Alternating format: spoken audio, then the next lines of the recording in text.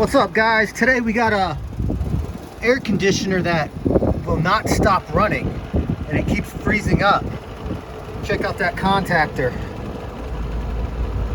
Contactor looks fine. Usually this is because of a pitted contactor. Let's see what's going on.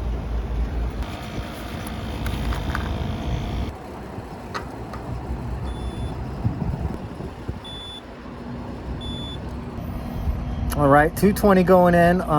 That's normal. Let's check the top. Got 120 volts on the top, which is fine.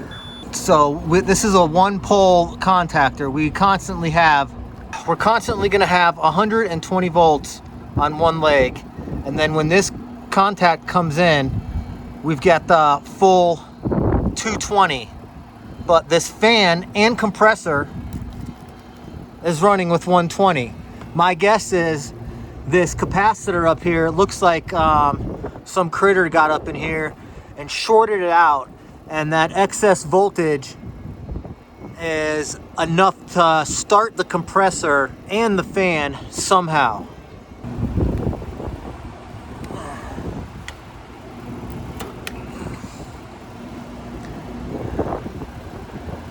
One leg is pulling 14 amps. This leg should be pulling nothing.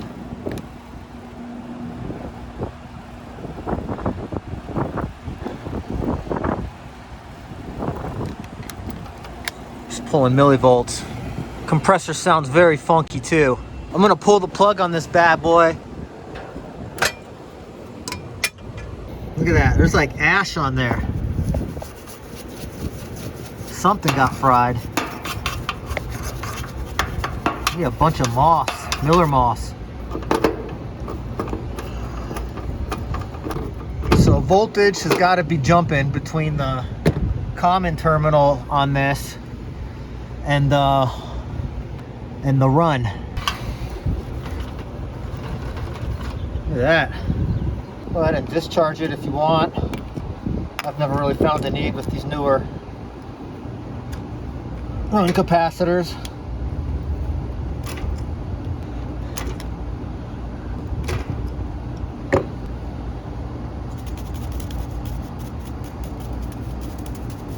Clean that up.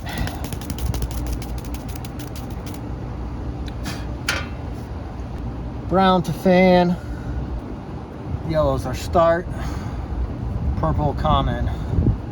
Red common. These colors are all faded. Okay. I'm gonna plug this back in, see if the problem persists. I don't think so.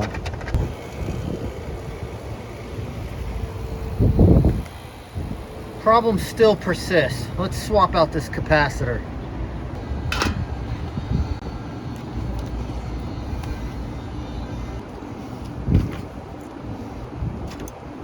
It's 60 degrees here in Denver, and there's still people running their air conditioners.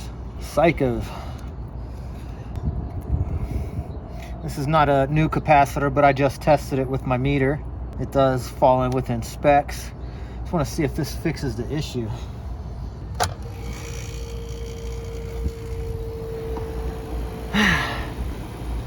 No, it does not.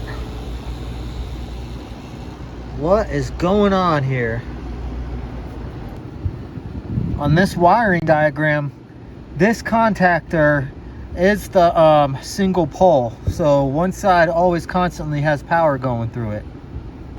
Now I could fix it with a double pole contactor. That should solve this issue, but I'm not happy with that. I want to get to the bottom of this. I've never seen this before. Power has got to be getting borrowed from somewhere. I'm gonna take this cover off, investigate a little further. Gotta love working in the city. Sirens all day.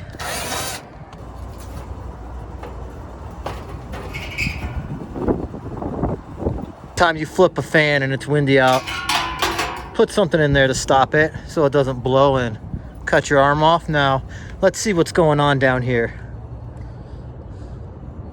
Oh mama, look at that. What have we got here?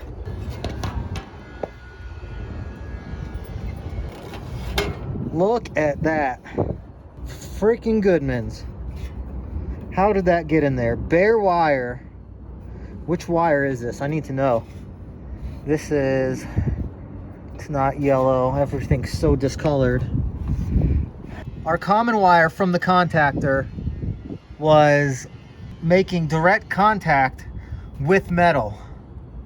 Yeah, I'm not the best electrician, but somehow that was backfeeding voltage. I'm guessing backfeeding voltage to the capacitor, maybe causing this compressor to run.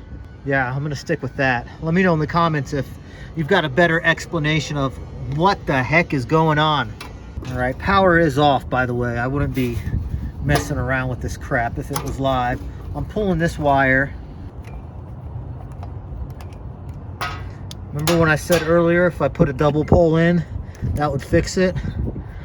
Wrong, wrong, wrong. Look how discolored this crap is. Alright. I'm gonna re-zip tie all this anyway. If I would have pushed that contactor in, there would have been fireworks. Just gonna step over here to the Goodman graveyard and borrow it says 10 gauge, 8 gauge wire. Now I'm just gonna put everything back together. It's almost 5 o'clock. Gotta hurry up. It's almost beer 30. So I can edit this video, get it out ASAP to y'all.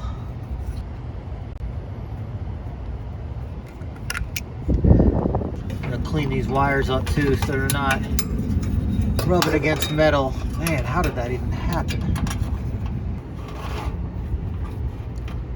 Getting this back up to the common side of the contactor, L2. And stop.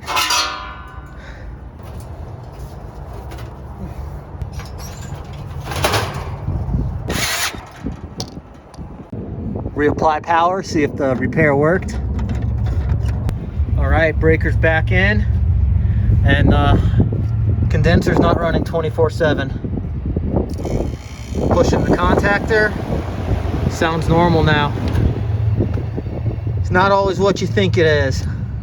I would say 99 times out of 100, if I get this call, I'm gonna say, you've got a pitted contactor. You need to swap out that contactor. Or it could be a low voltage problem where the white wires, I don't know, constantly powered somehow, kind of like we saw here. I've ran into that a couple of times, but this is something I have not seen before. Hope you enjoyed this. Hope you learned something. I know I did. Until the next fix, I'm Dave. Hope to see you there. One last tip though before I go. If you are at a property or you do HVAC and there's a roof, do not label the damn units with a marker. If they're not engraved, engrave it. Label the units.